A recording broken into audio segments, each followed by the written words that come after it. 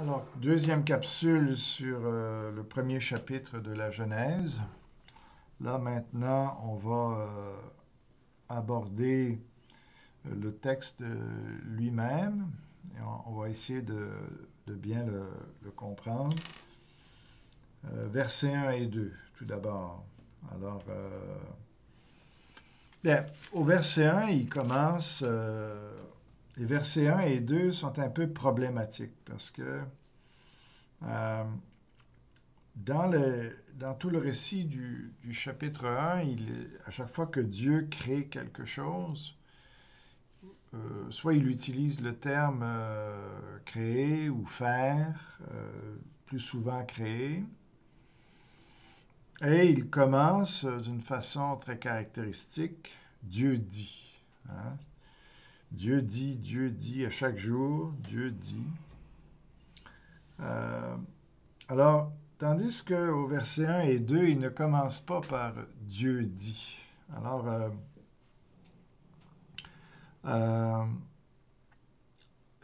qu'est-ce que ça veut dire? Est-ce que ça veut dire que... Comment il faut comprendre les versets 1 et 2 à ce moment-là? Est-ce que ça voudrait dire que, par exemple, ce qu'on constate, la création qu'on constate au verset 1 et 2 ne font pas partie des 6 jours.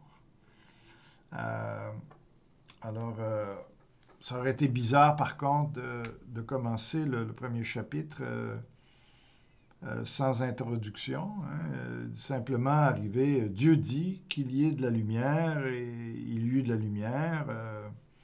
Ou, bon, en tout cas, on aurait pu commencer à dire, voici le premier jour de la création, Dieu dit, bon, ça aurait pu être fait différemment. Alors, c'est vrai que, étant donné que tu as ces deux versets-là qui ne sont pas structurés de la même manière, qui ne sont pas introduits de la même manière, qu'on peut se demander, est-ce que vraiment, est-ce que ça fait partie du premier jour ou ça ne fait pas partie du premier jour? Alors, encore là, il y a différentes façons de voir les versets 1 et 2.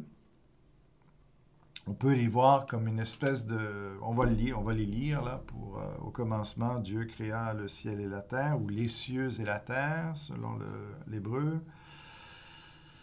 La terre n'était que chaos, ou en tout cas tohu bohu, selon l'hébreu. Ça veut dire que était chaos et vide, ou était en désordre et vide. C'est ça. Il y avait, on a la version aussi informe et vide. Hein? Alors c'est ça. Chaos, informe, désordonné.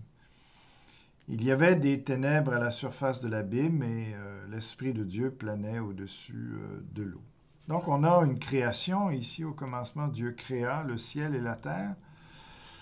Alors, on a l'impression que c'est fait. Hein? Voilà. Mais quand on lit le verset 2, on se rend compte que ça ne peut pas être que ça. Parce que le chaos est vide. Ce n'est certainement pas une création finie, hein, complète. Alors, on parle d'abîme, hein, puis de ténèbres. Donc, ça ne peut pas être deux versets qui donnent un résumé de la création. C'est pas... Ça ne peut pas englober toute la richesse de la création, de l'homme, des animaux et tout ça en disant la terre n'était que chaos et vide. Ça n'a pas de bon sens de penser que c'est un résumé de la création. Alors, est-ce que ça peut être simplement une introduction, dans le sens que Dieu aurait commencé par là, par créer de l'eau, et puis de l'eau vaporeuse, et la terre n'était que chaos et vide, alors, mais ça dit finalement, ça parle d'une abîme. Donc, abîme est employé souvent dans l'Ancien Testament pour parler des océans, de l'océan. Donc ici, on parle d'un abîme ici de l'eau, mais un grand trou, un grand fond, ou tout trou sans fond. On l'appelle l'abîme ici, mais parce que c'est de l'eau vaporeuse. Mais c'est clair que c'est de l'eau, puisque ça dit l'Esprit de Dieu planait au-dessus de l'eau. Donc on aurait une masse immense ici de vapeur, d'eau, entourée de noir, maintenant de ténèbres, là, qui n'est pas une création. Hein. Les ténèbres, en tout cas, on peut penser que c'est mis dans un cadre ici de la création, mais quand on dit qu'il y a des ténèbres, on ne crée pas les ténèbres. Les ténèbres, c'est l'absence de lumière. Donc, je ne pense pas qu'on doive ici comprendre que Dieu a créé les ténèbres. Simplement, il a créé ici des cieux, une terre. Là, il nous donne juste la description de la terre. La terre, elle, c'est une immense masse d'eau vaporeuse dans le noir, tout simplement. Alors, cette vapeur-là, c'est de l'eau. Donc, tout ce qu'on a ici, à ce moment-là, c'est la création d'une vapeur d'eau. C'est tout ce que l'on a, qui n'est pas refroidi, et puis, l'Esprit de Dieu se meut, une espèce de spectateur ou de superviseur de ce qui est fait ici, qui montre qu'il y a au moins, que Dieu est à l'œuvre, mais pas que le Dieu créateur, mais aussi l'Esprit est là. Donc, on voit déjà un début de la Trinité qui se met en évidence. Parce que c'est vraiment, d'après moi, ici, c'est vraiment l'Esprit de Dieu, ici, qui est en train le texte ne dit pas ce qu'il fait exactement. On a l'impression qu'il est là plutôt pour être témoin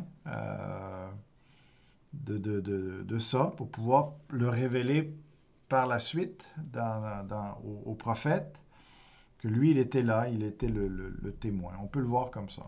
Mais peut-être qu'il a joué un autre rôle, et Dieu crée ou Dieu déclare, Dieu dit. Là, on voit que plus tard, c'est Jésus, hein, c'est la parole qui rentre en action dans cette création-là. Et puis, comme Jean nous dit, l'évangile de Jean, au chapitre 1, il nous dit que tout a été créé par Jésus, hein, par la parole. Alors, rien de ce qui a été fait n'a été fait sans lui. Alors, ici, les dieux dits, ça fait référence à Jésus. Et la phrase au commencement, Dieu créa le ciel et la terre, ici, ça parle possiblement du Père, justement, qui, lui, même si ce n'est pas l'agent de la création, mais a été le concepteur de tout ça. Et puis, sa volonté ici de faire les choses. Mais en réalité, c'est Jésus qui a concrétisé cela. Il a été vraiment l'agent de la création. C'est lui qui a fait la création. Et l'Esprit de Dieu était là aussi pour, comme je dis, pour être témoin de ces choses-là, pour pouvoir nous révéler comment ça a été fait. Donc, on voit la Trinité en passant. Ici, là, mais on a toujours ces deux versets-là, comment il faut les comprendre. Alors, il y en a qui ont vraiment séparé ces deux versets-là des 6 autres. Pour eux, ils voient le 6 jours de la création comme en fait une recréation. Puis dans les 2 premiers versets, ou au premier verset, Dieu aurait créé le ciel et la terre, tout aurait été terminé. Les cieux, hein, c'est important, le pluriel, les cieux et la terre.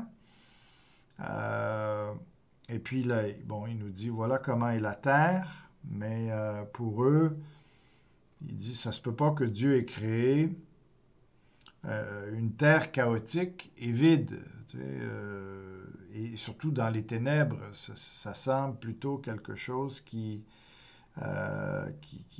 marque un état de destruction, de déchéance. Donc, pour eux, ils voient le verset 1 comme Dieu aurait créé un monde absolument merveilleux. Et c'est ça la création, finalement, ça serait ça la création. Puis au verset 2, ce qu'on voit, c'est un monde qui aurait été bouleversé.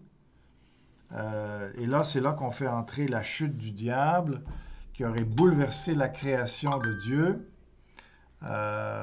Et puis, finalement, ce qu'on a dans les versets qui suivent, c'est une recréation. Alors, bon, OK, ça se tient, mais disons qu'il y a beaucoup de choses qu'on rentre là-dedans que le texte ne dit pas vraiment. Alors, et c'est pas confirmé par la Bible par la suite, parce que la Bible dit que non, la création, pas la recréation, la création a été faite en 6 jours.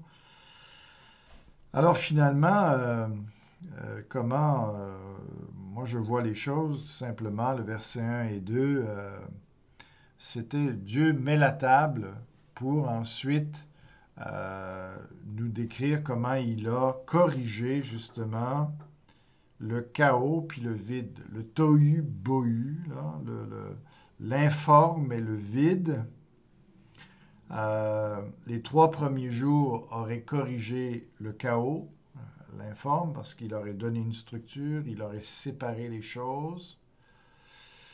Et le bohu, hein, le vide, bien les 3 derniers jours, 4, 5 et 6, il aurait rempli la création. Ben, il a mis de la verdure, il a mis des animaux, il aurait rempli sa création. Donc, vous voyez l'idée. Alors, pour moi, le verset 1 et 2, c'est simplement, ça fait partie du premier jour. C'est ça. Et puis, donc, c'est pas quelque chose qu'il faut exclure du premier jour, mais Dieu place ici le cadre, il met la table, si je peux me permettre comme ça, pour montrer d'où il est parti, pour mettre en valeur maintenant ce qu'il va faire avec ce pauvre début. Et puis, voilà. Alors, quand il dit au commencement, Dieu créa les cieux et la terre, on va voir tout à l'heure que ce n'est ni le ciel ni la terre qu'on a dans le verset 1 ne correspond au ciel et la terre qui va suivre par la suite. Donc, la terre, comme on le conçoit, c'est pas cette terre-là.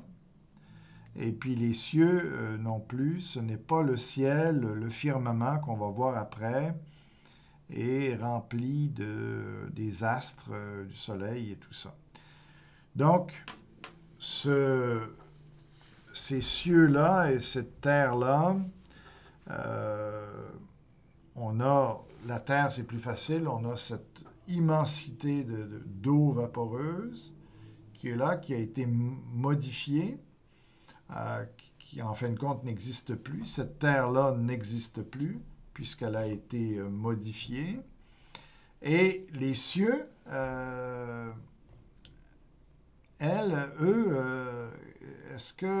qu'est-ce que ça comprend? Si ça ne comprend pas l'espace où il y a les astres, ce qu'on va voir au 4e jour, eh bien, de quoi ça parle? Alors, on peut à ce moment-là y mettre possiblement même l'apôtre Paul parle du 3e ciel. Donc, est-ce qu'on peut penser que Dieu même, quand on parle de la Jérusalem céleste, le trône de Dieu, la Sion céleste dans le reste de la parole de Dieu, donc la demeure de Dieu qu'on voit dans la parole par la suite, qui est spirituelle, mais bon. Est-ce que cette création des cieux comprend aussi la demeure de Dieu? Ça veut dire que dans l'éternité, avant ce moment-là, Dieu n'habitait pas, même dans cette demeure-là qu'on observe dans le reste de la parole. Alors, c'est bien possible. La création des anges peuvent être justement là, dans le premier jour. Est-ce qu'il y a un problème avec ça? Je ne pense pas.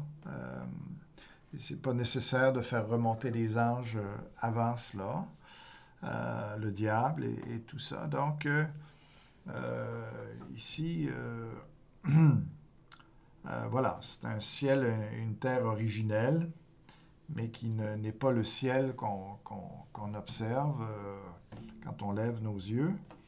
Et puis, ce n'est pas la terre non plus que l'on a aujourd'hui. Alors, mais voilà, ça a été modifié par la suite. Alors, c'est tout ce que je pense que je peux dire sur ce verset 1 et 2. Alors, dans la première journée, Dieu dit, donc la première chose qui a été créée, c'est l'eau, comme on a vu. Ensuite, ça va être la lumière. Qu'il y ait de la lumière et il y eut de la lumière. Alors, Dieu déclare une chose, sa parole est toute puissante. 2 Pierre 3 nous dit que tout a été créé par la parole. Et puis, c'est ça, à partir de l'eau et au moyen de l'eau aussi. C'est ça. Alors, Dieu dit qu'il y ait de la lumière, il y eut de la lumière. Cette lumière-là, il y en a qui ont un problème avec ça, parce qu'ils disent, bien, de quelle lumière on parle, puisque c'est par la suite, au 4e jour, où Dieu dit qu'il y ait des luminaires dans l'étendue du ciel pour séparer le jour de la nuit. Excusez, je suis en train d'enregistrer. Et puis, voilà, ben, c'est ça. Alors, ils ont un problème avec le fait qu'il y a des luminaires par la suite qui vont éclairer la terre. Alors, de quelle lumière on parle avant? Alors, même les scientifiques pensent qu'il est possible d'avoir de la lumière, que le fond de l'univers serait éclairé en soi. Alors, c'est même pas un problème scientifiquement, semble-t-il. Mais en plus, la parole de Dieu nous déclare que dans l'éternité, il n'y aura plus de ciel, il n'y aura plus de terre. Qu'est-ce que je dis là? Il n'y aura plus de luminaire, il n'y aura plus de soleil. Tout ça, ça sera disparu. Vous pouvez regarder ça à la fin de la Genèse. Voilà, et Ésaïe aussi en parlait que Dieu va éclairer lui-même la création. Donc, Jésus a dit « Je suis la lumière du monde ». On peut le prendre spirituellement, bien sûr. C'est d'abord et avant tout spirituel. Ça veut dire qu'il est la vérité. Mais ce n'est pas un problème pour Dieu de créer 100 000 façons de faire de la lumière, s'il veut. Alors, pour moi, c'est pas un argument pour dire que finalement, les luminaires auraient été créés au premier jour. Et puis finalement, au 4e jour, tout ce qui est arrivé, c'est qu'il a laissé apparaître. Ces luminaires-là étaient comme cachés, pour une raison ou pour une autre, mais là, il aurait permis qu'on les voit, finalement. Mais le mot « apparaître » ne figure pas dans le 4e jour. Ça dit juste qu'il y ait des luminaires. Ça ne dit pas que les luminaires apparaissent. Alors, il ne faut pas commencer à introduire des notions si les termes ne sont pas là pour le démontrer. Dieu vit que la lumière était bonne, il sépara la lumière des ténèbres. Bonne, alors on va le voir, hein, ça revient à chaque fois. Dans le sens bon, pas au niveau moral, mais au niveau structurel. Ça veut dire que tout fonctionne merveilleusement bien. Mais ça a une notion en plus, c'est bon pour l'homme. C'est bon pour la création. Ce que Dieu fait, ceux qui sont dans cette création-là, particulièrement l'homme, profitent de la qualité de cette création. Donc, bonne par rapport à l'homme aussi. Alors Dieu appela la lumière jour et les ténèbres nuit. Il y eut un soir, il y eut un matin, ce fut le premier jour. Bon, voilà. Donc, création de la lumière. Dieu dit qu'il y ait, ensuite de ça, ça va être le deuxième jour, qu'il y ait une étendue entre les eaux pour les séparer, les unes des autres. Donc, cette grosse masse vaporeuse qui était la terre autrefois au début du premier jour, eh bien là, c'est séparé. Dieu divise ça, Dieu fit l'étendue et sépara ainsi l'eau qui est au-dessous de l'étendue de celle qui est au-dessus. Cela se passa ainsi. Dieu appela l'étendue ciel. Donc là, le firmament ou cette étendue, cette voûte qui est entre les deux masses d'eau vaporeuse, alors c'est ça le ciel maintenant. Bon, OK. Ce fut le deuxième jour. Alors, c'est bien important d'avoir ça en tête, là, ce qui se passe. Troisième jour, Dieu dit que les eaux qui sont au-dessous du ciel se rassemblent en un seul endroit et que le sec apparaisse. Alors, l'eau, c'est non seulement elle s'est liquéfiée, mais elle s'est solidifiée. Par miracle, hein, Dieu a utilisé l'eau pour constituer la terre. À Dieu, tout est possible, donc on n'a aucun problème avec ça. Et puis, donc, les continents jaillissent, ou peut-être un seul continent jaillit de l'eau à ce moment-là. Mais l'eau aussi se refroidit et ça fait des océans aussi. Dieu appela le sec de terre et la masse des eaux mer. Alors, est-ce qu'il y avait juste à l'époque un seul grand océan qui entourait un seul continent? C'est difficile de se faire une idée exacte là, de ce que ça c'était. Peut-être que c'était ça. Et puis, alors, Dieu vit que c'était bon. Encore là. Voilà. Pourquoi ça ne figure pas au deuxième jour? Parce que, ça se peut que, justement, que ça ne profite pas directement à l'homme, en tout cas. Et c'est pour ça qu'il ne s'est pas dit que c'est bon. Mais en tout cas, au troisième jour, le continent, c'est bon. Et les océans, c'est bon. C'est bon, comme je vous dis, c'est parfait dans son fonctionnement, mais c'est aussi, c'est bon pour l'homme. C'est bon pour la création. Puis Dieu dit que la terre produise de la verdure, de l'herbe à graines. Donc, il y a 3 catégories ici. La verdure, donc l'herbe. L'herbe à graines, ben, c'est les fruits, les petits fruits,